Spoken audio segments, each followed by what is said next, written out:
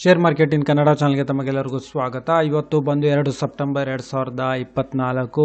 Nifty 50ನಲ್ಲಿ ಏನಾಯಿತು, BSE ಸೆನ್ಸೆಕ್ಸ್ನಲ್ಲಿ ಏನಾಯಿತು, ನಮ್ಮ ಶೇರ್ ಮಾರ್ಕೆಟ್ನಲ್ಲಿ ಏನಾಯಿತು, ಸ್ಟಾಕ್ ಮಾರ್ಕೆಟ್ ಅಪ್ಡೇಟ್ ನೋಡ್ಕೊಂಬರೋಣ ಬನ್ನಿ. ಇವತ್ತು ನಿಫ್ಟಿ 50 ಕ್ಲೋಸ್ ಆಗಬೇಕಾದ್ರೆ ಸುಮಾರು 42.80 ಪಾಯಿಂಟ್ಸ್ಗಳಷ್ಟು ಏರಿಕೆ, ಒಂದು ಮೈಲ್ಡ್ ಏರಿಕೆ ಅಂತಲೇ ಹೇಳ್ಬೋದು.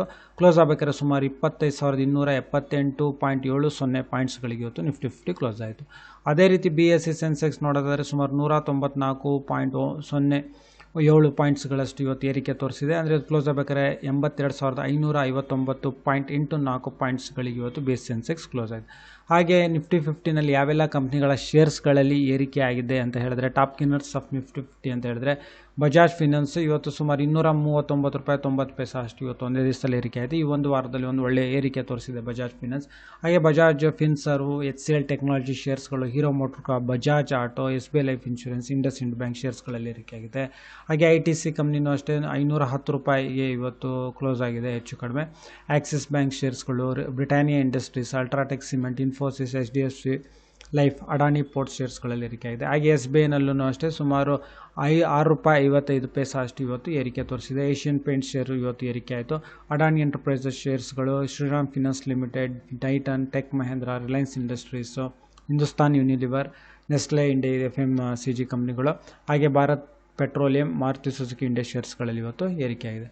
ಹಾಗೆ IPO ನೋಡೋದಾದರೆ ಬಜಾರ್ ಸ್ಟೈಲ್ ಲಿಮಿಟೆಡ್ ಏನು ರಿಟೇಲ್ ಲಿಮಿಟೆಡ್ ಇದೆ, ಇದು ಒಂದು ಬಟ್ಟೆ ರಿಲೇಟೆಡ್ ಬಿಸ್ನೆಸ್ ಚೈನ್ಸ್ ಇದೆ ಇವ್ರದ್ದು, ವೆಸ್ಟ್ ಬೆಂಗಾಲ್ ಒಡಿಶಾದಲ್ಲಿ. ಇದು ನಾಳೆ ಕ್ಲೋಸ್ ಆಗುತ್ತೆ. ಇದು ಹೆಚ್ಚು ಕಡಿಮೆ 3 ಪಾಯಿಂಟ್ ಹೆಚ್ಚು ಕಡಿಮೆ ಒಂದು ಹತ್ತತ್ರ ಒಂದು 4ರಷ್ಟು ಮೇಲೆ ಇದು ಸಬ್ಸ್ಕ್ರಿಪ್ಷನ್ಸ್ ಆಗಿದೆ. 4 times ಅಷ್ಟು ಹೆಚ್ಚು ಕಡಿಮೆ ಹತ್ತತ್ರ ಸಬ್ಸ್ಕ್ರಿಪ್ಷನ್ ಆಗಿದೆ. ಬಟ್ ಇದು ಕ್ಲೋಸ್ ಆಗೋದು ನಾಳೆ.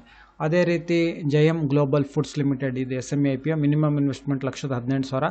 ಪ್ರೈಸ್ ಬ್ಯಾಂಡು ಒಂದು 59 ರೂಪಾಯಿಂದ 61 ರೂಪಾಯಿ ಇದೆ. ಇದು ಒಂದು ಫುಡ್ ರಿಲೇಟೆಡ್ ಬರುತ್ತಲ್ಲ, ಫುಡ್ ಗ್ರೇನ್ಸಿಂದ ಫ್ಲೋರಿಯನ್ ಮಾಡ್ತಾರೆ, ಹಿಟ್ಗಳು ಮಾಡ್ತಾರಲ್ಲ, ಅದನ್ನು ಮ್ಯಾನುಫ್ಯಾಕ್ಚರ್ ಮಾಡಿ ಪ್ಯಾಕ್ ಮಾಡಿ ಸಪ್ಲೈ ಮಾಡುತ್ತಿದ್ದು.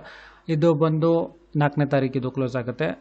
ಅದೇ ರೀತಿ ರಿಟೇಲ್ನಲ್ಲಿ ಸುಮಾರು 2 ಲಕ್ಷದಷ್ಟು ಮ್ಯಾಕ್ಸಿಮಮ್ ಇನ್ವೆಸ್ಟ್ಮೆಂಟ್ ಮಾಡ್ಬೋದು.